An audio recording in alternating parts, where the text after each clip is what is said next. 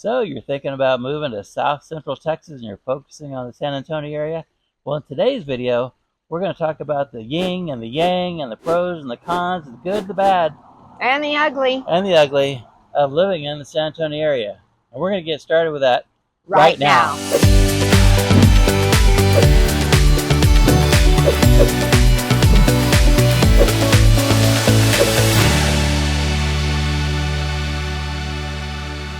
If this is your first time in channel and you want to know everything there is to know about living in San Antonio, then subscribe below, tap the bell, and you will be the first to know the current market in San Antonio.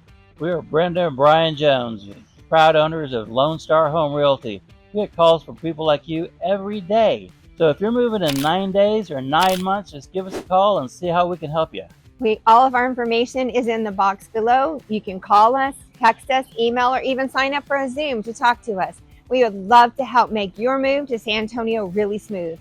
So let's talk about the yin and the yang. The good and the bad. Pros and cons. And the ugly. And the ugly. Here we go. So we're going to start off with the cons, which is a little bit different. Most people do pros and then cons. We're going to start the cons and then the pros so we can end on a more positive note. Yeah. So one of the cons of living in San Antonio area, South Central Texas, is the weather. And the weather can be brutal as far as heat, as humidity. It can get up to 105 degrees. Sometimes it hails, and we have the occasional snow. Back in 2021, we had a bunch of snow, and we got down to 8 degrees in some places. That's very unusual here, though. Very unusual. It's very unusual. The record low for San Antonio in all time is... It was very low. 0 degrees. I don't remember what it was. It was cold. It was cold. We weren't here. It was very cold. Even though we've lived here all our lives, it was a long time ago. But it was very cold. This last time was very cold. I don't know about what you're talking about. Yeah, it was ridiculous. But the heat is serious, y'all. It's hot. It's humid. It's not a dry heat. It's very humid, hot, wet, sweat. Like when you walk out the door, kind of a heat. It's unrelenting. Yeah, but you have air conditioning. Lots of places don't have air conditioning. You have to have air conditioning. If you don't have air conditioning, remember I kept telling you in other videos about how important the fans were outside? They're important inside too, yes. But fans and AC are a must. Air conditioners has been designated in our area as a piece of durable medical equipment. And I will tell you, our air conditioning may be on one day and the next day the heating comes on. Because in Texas, if you just blink your eye and you don't like the weather, it will change. It will go from really hot to really cold, or vice versa, or rainy and sunny. The weather in the spring and the fall, pretty much identical, those seasons. Some people would tell you that we really only have 2 seasons. We have That's true. Hot and less hot.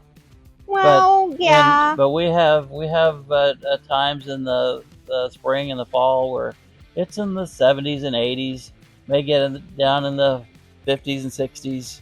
For us to get below freezing, even for 24 hours, is like a rare thing. Doesn't happen very often.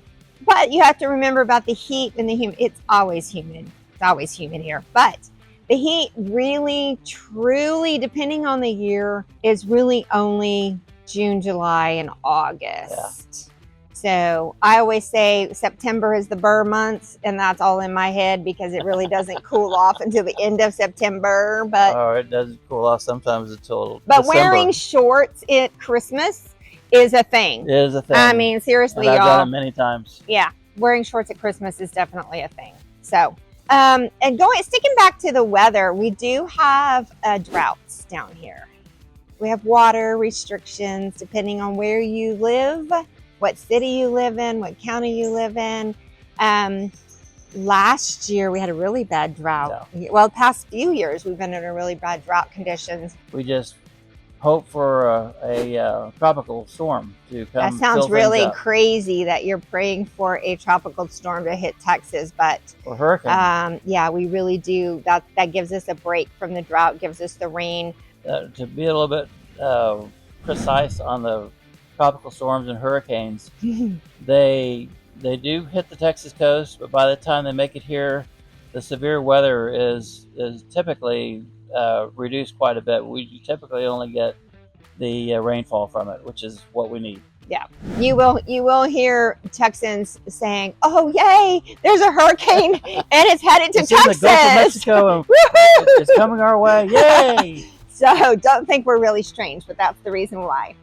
But moving on from the weather, which definitely leads into allergy season. Number 2 would be allergies. Yes. And allergies can be pretty intense around here. And a lot of people that move here that have never had allergies before in their entire life, all of a sudden are just sneezing and coughing, have sore throats, runny noses. And I'm like, welcome to Texas. There's 3 major allergens in our area. One is mold, because of we do get rain, and so after the rain we have the high humidity at times, so that promotes mold growth. 2 is oak.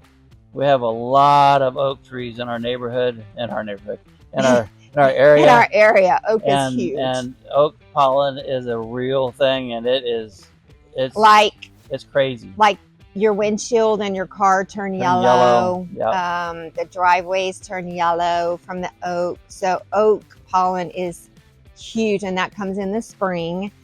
The third one is the dreaded cedar. But it's really not cedar. It's actually juniper. And it's known as cedar. Yes, cedar fever. It is. But the cedar is very prevalent in the Texas Hill Country. And these trees, the female trees, will turn yellow when they're pregnant. Very pregnant with yellow pollen. Like a goldish yellow. You can drive by it and go, "Oh, that's not good." And in January, February timeframe, when the sometimes even December end of December. When the storms start coming in and the cold fronts start rolling in.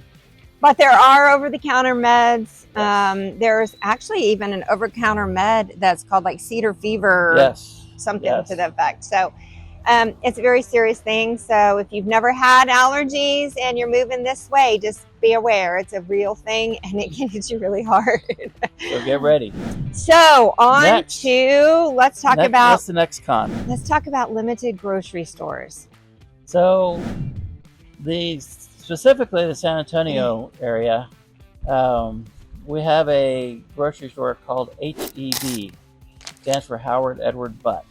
It's not called HEB either. A lot of people call it HEB. It's actually HEB. And they have become the dominant grocery chain in the south central area of Texas, and they're expanding into North Texas and Dallas, and they're definitely growing out in Houston, and they even have stores in Mexico. So it's a huge company. I actually used to work for them long time ago. Yeah. And so they tend to have a big corner on the market. There's other stores, of course. We have Target, we have Walmart, we have Costco. We do have Trader Joe's. We have Trader Joe's. We have little Sprouts, mom and pop, Sprouts, and Whole Foods. So there are other options, but the major grocery store in the area is HEB. You're going to get most of what you want at HEB. And the thing that I really don't love I love our HEB. Love it. They have great selection. Their produce, their meats, their seafoods are phenomenal. The only thing I don't really like about HEB is that they are really cornering the market on brands. So they go in and create their own HEB brand and Central Market brand and pushing Hill Country Fair brand. Yeah, their private brands are pushing out the main labels. Yeah. And so you can go in and find like 6 different choices of the HEB brands, but the major labels you're like down to 4 or 3. Yeah. So that's the one thing that like I said, I love our HEB. But that is something you need to be prepared for. But you can definitely, Walmart has a lot more of the major brands out there. All right, let's talk about property taxes. So the last... that's not the last. Next to the last con that we have for you is property taxes. So Texas, as you probably know, if you don't, there is no state income tax, which is one of, I think, 8 or 9 states that don't have a state income tax. However, we do have a property tax, and the property tax in the San Antonio area is right around 2.3%. Now, the national average of property tax is just above 1%. So there has been some recent pushes within the state legislature to reduce the property tax, and recently, the last session, they reduced the property tax significantly. Weren't they talking about even eliminating it? This upcoming session, they're actually discussing eliminating property taxes. Now, I don't know how they're going to do that, because they're going to make it up somewhere else. don't be alarmed that they're going to get rid of property tax and come up with a state income tax. That's not going to happen. Texas is still a very red conservative state, and property taxes are high, but the chances of a state income tax happening is very low. But so every spring you get a notice of your value of your home, and what can you do with it? You can protest your valuation. valuation. And we highly recommend that every year. Contact a realtor. We can run the comps for you and give you all the information you need to protest that. And generally, they'll either lower it or work with you to get it a little bit lower. But again, people do it every single year.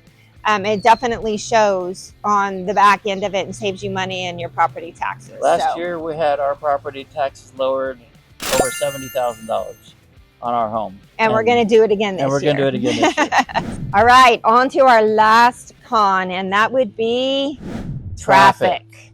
Oh my gosh, construction. Now, you could say it's a good thing because San Antonio and the whole area around here is definitely growing. But the roads is living it. Yeah, the roads are, I don't care where you go in and around San Antonio, there's construction everywhere. So San Antonio is a crossroad between two major interstate highways. We have Interstate 35, I-35, and Interstate I-10. Yep. And both of those are massive hot messes. To say the least. We also have two circular highways in San Antonio. One is Loop 410, which is pretty mellow these days. Yeah, they've gotten that one pretty much control for now. That's called the inner loop. And then you have Loop 1604 or 1604. No. But if you say 1604, you'll be okay. Yeah, 1604 is what it's known as. and 1604 is another hot mess, and they're making it a bigger hot mess. Yeah. So traffic congestion is no joke around here. I-35, they are in the process of double decking it from downtown San Antonio all the way to Guadalupe County. San Marcos, past San Marcos. Yeah, pretty close. Close to San Marcos. Yeah. That's a long ways. That's a very long way. So that's about 40 miles. Traffic on I-35 is just no joke. And you can get around San Antonio from Church Cibolo area, which is northeast of San Antonio, to the other side of San Antonio. We call it across the world from here. But how long does it take to get, depending on traffic, depending on which road you're taking?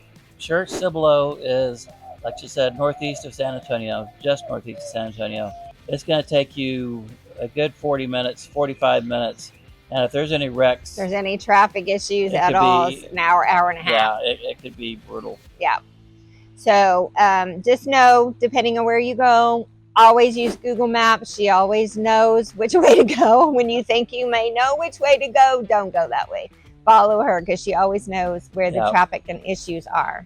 So those are the major cons right now of living in and around San Antonio. And let's move on to the pros. Let's move on to the good, the fun stuff of living here. So moving on to our pros, number one is central location in Texas. That's what we call it, South Central Texas. So San Antonio in the area is placed in an amazing spot. You can get to the hill country in about, all of these are an hour and a half to 3 hours. Well, the hill country is very close. Hill country is very close. It's about an hour and a half away from here, which is absolutely beautiful to drive up that way. You get away from the city and you get out into the beautiful hills and the the rolling pastures is just really, really pretty up there. Then we're about an hour and a half to 2 hours away from the coast. So if you're a beach lover, I will say we don't have the most beautiful coast. We're nothing like Florida. No. Although South Padre Island, which is a lot further. How long is that? Like 7 hours? Well, not quite 7, but it's pretty at far. least 6. It's 5 or 6 hours from San Antonio, straight to the Brownsville area, which is the very, very tippy tip of Texas. and then you go across a bridge. Yeah, I don't like that. We're not going to talk about the We're not bridge. going to talk about That's the bridge. a whole nother Whole story. nother scar. Yeah. But Yeah. the waters down there They have some amazing are beautiful. beaches. Yeah. They've got amazing restaurants. They've got great condos that you can stay in. Yeah. Really, really nice. South Padre's gorgeous. Yeah. It's a long drive, so you have to make sure you go for a long enough time. But the Texas coast that's close to us is Port Aransas, Corpus Christi, Rockport, all those. They are really pretty. They're really pretty little towns. The beaches are nice. It's kind of more of a brown sand. It's not white. The waters can be either really nice or really dirty, depending on what's going on in the Gulf. But if you like to cruise, y'all, the Galveston port is literally 2.5 hours away. Maybe 3, depending on traffic. So you can leave your home. You can drive down there, take a nice leisurely day, drive down there, park your car, get on the ship, go have your cruise. And while everybody else is scrambling to get to the airport and then wait for 3 hours to get on a plane, you can drive back home. Trust me, we've done it lots of times. A few times. So it's a really, really good thing. So having the coast and a port nearby is amazing. The hill country, we have lakes. There's 2, 3 major lakes around here. Yeah. So up in the hill country, there's a little town called Fredericksburg. It's not really so little anymore. But y'all, the amount of vineyards and wineries that are going in there is just mind-boggling. The last time we drove up there, I was just like, where did all these wineries come from? I need to like and come stay up here for the weekend and take one of those little shuttle things. Yeah, they have bus tours that take you to all the vineyards. So yeah, that's like, if you're a wine connoisseur, that's where you want to be. We're not going to talk about what happens after the shuttle bus drops you back off. They take you to where you need to be. You don't have to drive after tasting all the wine. So that's a very, very cool thing. And most of the time it's nice driving. Some of it is like, really, there's like nothing but deserts. We do have deserts in Texas. Yes, we do. And that's, I guess, the cool thing about Texas, because we have all kinds of different climates. We have the desert, like literally the desert, what we call mountains. What is that mountain called out in? Guadalupe. Guadalupe Mountain Peak. Yeah. Highest point in Texas. Yeah. People go up there and hike all the time. And then you have the beautiful piney tree forest in East Texas, Northeast Texas. That's absolutely gorgeous. Doesn't look like anything like our area.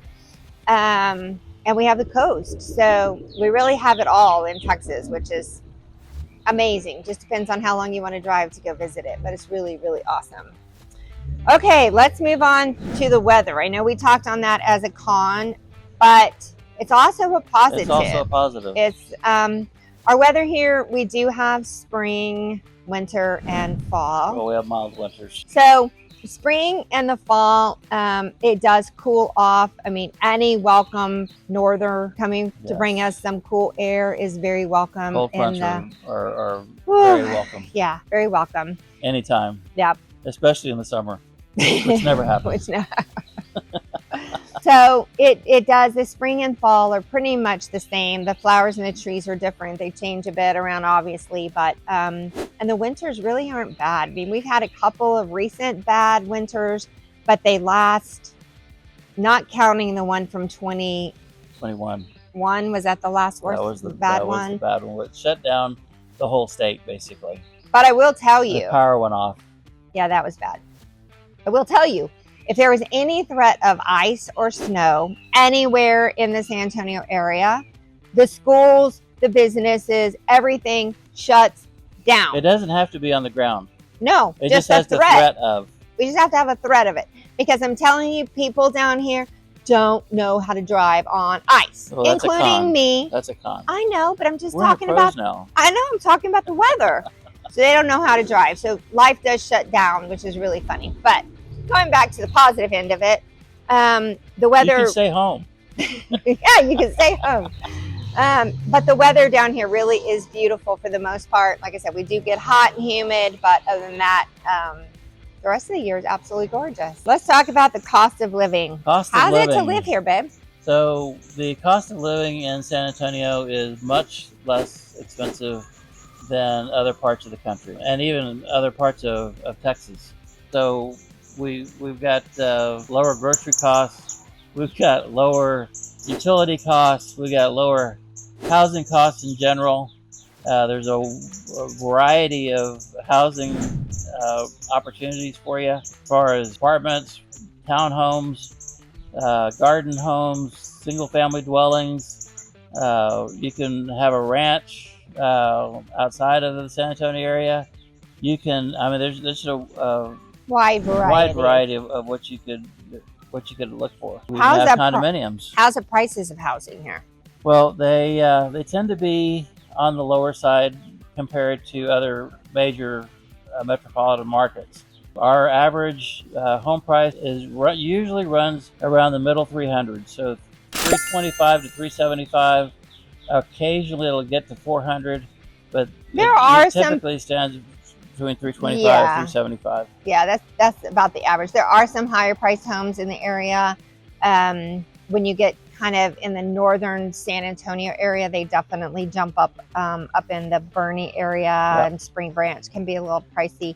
But generally above that, around about that area, like you said, 350, 375 is probably the average. There are some 5 and 6 kind of stuck in there, depending on the property and the land and that kind of thing. But the housing here is very, very reasonable compared to other parts, even of Texas. So that's a really good thing. As Brian mentioned earlier, we have no income tax, which is really, really cool. People that come here are just totally blown away at that fact. But as we did say in the call-in area, that we do have the property tax. All right, let's talk about diversity of culture. So OMG. The culture of San Antonio, the San Antonio area, is very diverse. We have amazing cultural fairs. We have Fiesta. What happens every April? Every April, Fiesta. Viva Fiesta, Viva baby. Fiesta. And so the history of Fiesta began in 1891 when they decided to have a single parade honoring the heroes of the Alamo and the heroes of the San Jacinto battle that took place over by Houston. That became the Texas independence. So Fiesta has grown from there dramatically. I mean, it's how many days is it? There's I think there's 3 parades now. There's only 3 parades. There's only 3 2 parades weeks of Fiesta. So there's all types of different events. There are different locations. There's different appeals for different people. It's just an amazing. We have 2 parades on the Riverwalk. Yeah. One during the day to begin it, and one at night, the Fiesta Flambeau, which is on the river, which everything is all lit up, and it's a huge celebration. I mean, when you say San Antonio likes to party, come down here during Fiesta and you will definitely see it. There are parties everywhere. Everybody has their houses decorated. There's wreaths everywhere, cascarones everywhere. If you're downtown during Fiesta and you don't have a cascarone popped on your head, you're out of luck. There's something wrong with you. They're looking at you differently. So the Riverwalk is a really great reflection of the cultures of San Antonio. It's just a very rich and diverse culture. We'd be remiss if we didn't talk about the Alamo, which is right downtown by the river, just off the river. The Battle of the Alamo happened in 1836. 180 plus basically volunteers lost their lives to I think almost 6,000 Mexican troops. It took a while, 13 days. Can you tell who the history buff is in the family? I think it's important to know the history. Where you came from. Absolutely. And so the Alamo what they're doing down there right now is they're recreating the Alamo. They call it Reimagine the Alamo Experience. Well, and you can explain that in a second. I definitely agree it's needed, because if you were to go down there, what, 2 years ago, before they even started year and a this, half ago, like You'd literally the Alamo is like literally a beautiful, beautiful mission that's stuck right downtown San Antonio. And if you've ever been there and you've been like expecting this beautifully laid out mission, you would have been disappointed. Or a fort, yeah. So right now they are redoing the whole downtown area around the Alamo. Yeah, so it's another construction mess right now. But they're literally redoing the walls around the fort, and I haven't seen the latest plans of what they're doing. They're going to restore the Alamo as much as possible to the way it was laid out in the 1836 battle. Yeah, so it's gonna be fun to watch, see what they end up doing. I would imagine there's going to be recreations and sure period storytellers and events where. Well, they already do some of that now. I think once a year, but yeah, I think it's going to definitely improve the Alamo and the draw for that. So it is a beautiful sacred area to go down to. In addition to the Alamo, though, how many missions do we have? In addition to the Alamo, we have 4 other missions, which are Mission San Jose, Mission Concepcion, Mission San Juan Capistrano, and Mission Espada. And they're all kind of in a line, and they're all basically on the San Antonio River. Right. The furthest south one is called Mission Espada, which is the most intriguing because it's kind of in the middle of a neighborhood. You're driving down the street, seeing these beautiful homes. I mean, they're not huge or grandiose or anything by any means, but you're driving down the street, and then boom, all of a sudden there's a mission. And then you keep going, and there's more houses, and it's just like the neighborhood just sprouted up around this mission. Well, it's kind of like the Alamo downtown, just sprouted up right around the Alamo too. So, but the cool thing is you can take the missions are part of the national park system, so you can take a walk. You can hike the whole mission trail. Yeah, hike, not walk. You can hike. They're like a long way apart from each other. They're not close by. They're probably about from the Mission Espada to the Alamo is probably about 15 miles. Yeah, it's a long ways. It's a hike. It is a hike. But the missions are absolutely beautiful. San Jose stands out. Now, when you go to San Jose, it is the mission you would expect in your mind. It's got the perimeter wall. It's got the beautiful grounds inside. It has the actual mission lined up. It's absolutely gorgeous. And it's so much a part of our history. There's a lot of weddings that take place there. Bridal portraits are out there all the time. It seems like there's always photographers out there taking photos of couples out there that just want to encapsulate the time and the history of our area. So missions are truly an important part of our history, and I'm really proud of the way that San Antonio has maintained them and kept them up to date. So as you can see, San Antonio definitely has its pros and cons, goods and bads, and it does have some uglies in there, but it is an amazing... And some yin and yang. And yin and yang. It truly is an amazing, beautiful place to live. It's rich with culture and history, and it's modern. I mean, they definitely are working to keep us up to date and keep us up with the other areas near and around Texas and in the United States. So thanks for watching. And if this video was helpful, just comment below and let us know what you thought of it. And tap the bell and make sure you subscribe. And comment below as far as what you might want to see in a future video. And we'll see if we can make it happen for you. We'll see you next time. Have a good one.